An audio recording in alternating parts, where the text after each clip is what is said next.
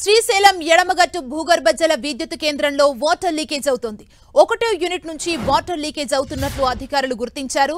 జల విద్యుత్ కేంద్రంలో నిరంతరాయంగా విద్యుత్ ఉత్పాదనతో పాటు పంపు మోడ్ పద్ధతిలో శ్రీశైలం డ్యాంలోకి నీటి మళ్లింపు కొనసాగుతుంది.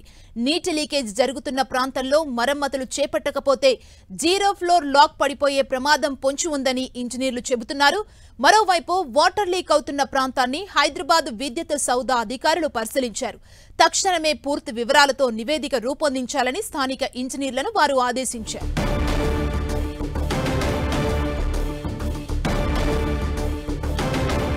ఇదే అంశానికి సంబంధించి మరింత సమాచారం మా ప్రతినిధి రాఘవేంద్ర అందిస్తారు. రాఘవేంద్ర, సుమా, శ్రీశైలము ఎడమగట్టు భూగర్భ జల విద్యుత్తులోను మొదటి యూనిట్ లో ప్రమాదం పొంచి ఉందని కూడా చెప్పొచ్చు.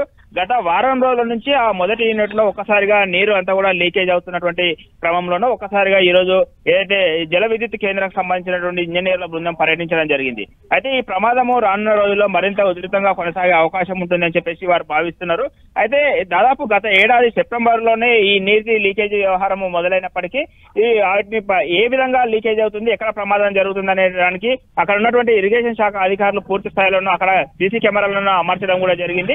అయితే సీసీ కెమెరాలో అమర్చినటువంటి భాగంలోనూ మొదటి యూనిట్ లోను స్లాబ్ ద్వారా అక్కడ నీటి లీకేజీలు జరుగుతున్నట్టు కూడా అధికారులు నిర్ధారించడం జరిగింది. అయితే ఆ స్లాబ్ ను పూర్తి స్థాయిలోనూ మరమ్మతులను చేపట్టి వెంటనే వాటి మరమ్మతులను పూర్తి స్థాయిలోనూ చేపట్టి పూర్తి చేస్తేనే ప్రమాదం తొలగే అవకాశం ఉంటుంది. లేని పక్షంలో మాత్రము ఖచ్చితంగా ప్రమాదం పెద్ద ఎత్తున కూడా జరుగుతుంది. ఈ మొదటి యూనిట్ పూర్తి స్థాయిలోనూ డ్యామేజ్ అయ్యే అవకాశం ఉంటుంది అని చెప్పేసి ఇంజనీర్ల బృందం కూడా అక్కడ నిర్ధారించినట్టు కూడా తెలుస్తుంది. అయితే ఇప్పటికే ఆ మొదటి యూనిట్ లో ఉన్నటువంటి నీటినంతా కూడా పంపు మోడ్ పద్ధతిలోనూ శ్రీశైలం డ్యామ్ లోకి ఆ నీటినంతా కూడా తరలించేటువంటి ప్రాసెస్ అయితే మొదలు పెట్టడం జరిగింది. అయితే ఆ క్రమంలోనూ దాదాపు ఇంకొక వారం 10 రోజుల పాటు ఆ నీటినంతా తోడవేసిన తర్వాత ఈ ఎడమగట్టు మీద ఉన్నటువంటి జల విద్యుత్ కేంద్రాన్ని పూర్తి స్థాయిలోని యూనిట్ ని వారు అదుపులోకి తీసుకొని మరమ్మతులను చేపట్టే విధంగా కూడా జల విద్యుత్ కేంద్ర అధికారులు ఈ రోజు నిర్ధారించడం కూడా జరిగింది. రాఘవేంద్ర, మొదటి యూనిట్ లో ప్రస్తుతం లీకేజ్ గుర్తించారంటే ఈ లీకేజ్ క్లియర్ అయిన తర్వాత మిగతా కూడా యూనిట్స్ లో ఎక్కడెక్కడ లీకేజ్ అవుతుందో తెలుసుకునే అవకాశం ఉందా? అధికారులు ఓవరాల్ గా ఏం చెబుతున్నారు ఈ లీకేజ్ కి సంబంధించి?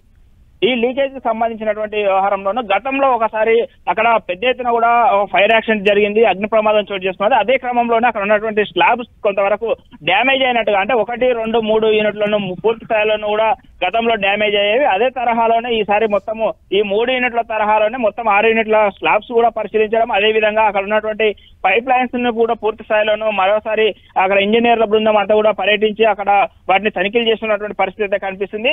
ఇప్పటికే మొదటి యూనిట్ మాత్రము ఈ లీకేజీ వ్యవహారం పైన మాత్రం అక్కడ అధికారులు చాలా సీరియస్ గా తీసుకోవడం కూడా జరిగింది.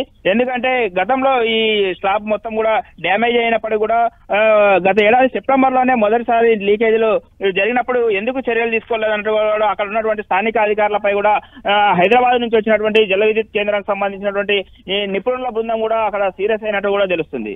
Thank you Raghavendra.